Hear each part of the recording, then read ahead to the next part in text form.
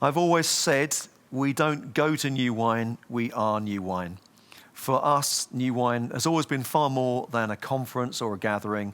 It's been a network of relationships, leaders and churches supporting each other towards this vision of local churches changing the nation. And a couple of years ago, to strengthen that, to make it more real in the life of the New Wine family, we made a strategic shift to invest into relationships and support. And we did that by appointing a team of regional development managers. So I'm really pleased to be joined by Carol, who's the RDM for the North. And Carol, Regional Development Manager, that's a bit of a mouthful. Tell us what that means. Okay. Regional Development Manager, first of all, we intentionally chose the name because it's about developing. It's about developing the relationships, not just getting people to sign up to a network or sign up to receiving newsletters. It's about creating connections which will lead to community.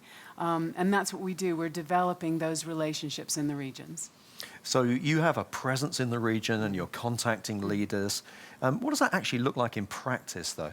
Yeah. Well, day to day, we contact leaders via email and via video chats, and then sometimes we're making phone calls. But we want to reach out to them, as many church leaders as we can across the country. We don't want church leaders to feel they're alone in this. Yeah. And so we reach out to them, we call them, we want to honor them for being church leaders. We want to identify what context they're in. We want to know what their strengths are. We want to know where they're struggling. We want to know how we can best support them and get them connected with other church leaders in their areas, and then also with the New Wine family as well.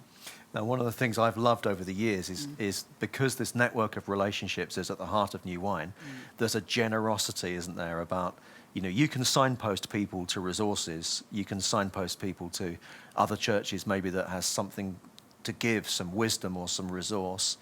Can you give me some examples of how that's working in practice? Yeah, it's really amazing. What we've done is we've identified what we call regional teams in the regions. And so the regional director has a group of church leaders that maybe are a little further along on their journey than other leaders might be. And they're people that we can go to that are just so generous with their skills and with their just what they have in their heart that God has put in them.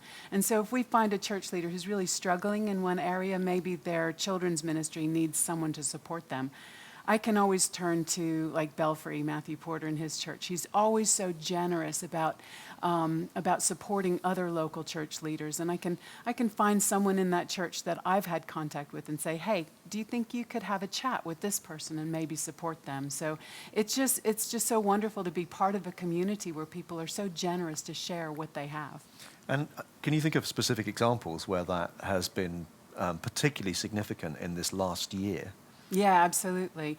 Well, one of our heads of ministry is Susan Williams, and that's for rural. And so we've really struggled with rural communities being isolated and feeling very isolated. So Justin Bloomfield, who is the RDM for the Midlands, has started creating webinars for rural church leaders to gather and to really hear from other church leaders who are have something to speak to in the rural community. And so when they started having those, then there would be other church leaders in our regions who would contact us and say, hey, that was really great. Do you think we can get someone to come to our area gathering and speak to us? And that's all we need to do is just tap into some of those really generous leaders and say, could you just show up at noon on a Tuesday and meet with this group? And so they meet, they break into small groups, they discuss things, they pray for one another, they support one another, and it's just building that community even deeper and feeling like you're not in this alone. Yeah, and that's really important. And you mentioned prayer. Yes. A lot of leaders can feel very isolated, and for many people, this has been a hard year. And I know actually the regional development managers have a real vision for prayer support for leaders as well. Absolutely. It was, I think, Morag Gillespie, who is the RDM for the Southwest, that first flagged this to us and said, guys, this is something that we can really do. We don't want to leave any phone conversation or Zoom conversation without praying with leaders. And even like Justin in the Midlands, he has his area gathering leaders get together and they pray for one another regularly. And it's just watching the faces on leaders that as you're on a one-to-one phone call with them over Zoom and you've prayed with them, and this sense that they feel so thankful that someone has really supported them in prayer. And it feels great. It's understanding that we're building this community and we're doing this together and we're really supporting people where they are. Yeah, and I know, I mean, I've had leaders say to me that nobody has prayed for them for months and months. And the call from their regional development manager has been just a lifeline for them. Well, it's an amazing vision. We would love you to support this vision. As you can imagine, this has been an incredibly financially challenging time for New Wine. You know, we have lost a lot of our income, all the things that we would normally get from United 2020, not being able to do United 2021 on the scale that we would normally do. That has caused us to have to cut back in all sorts of areas. But at the same time, we've taken a step of faith to invest into those areas we believe are most significant for the church at this time. This year, we're going to have to raise a significant amount of money to be able to carry that on. And so we'll be doing fundraising through the whole year, starting with this conference.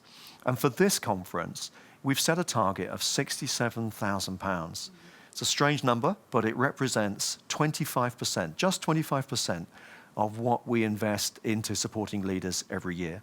And we do that in all sorts of ways, including innovative new ways, like the development of New Wine Online, where we've created a platform of resources and content to train, to develop, to encourage, but also a place for community where we can meet together using the power of the internet.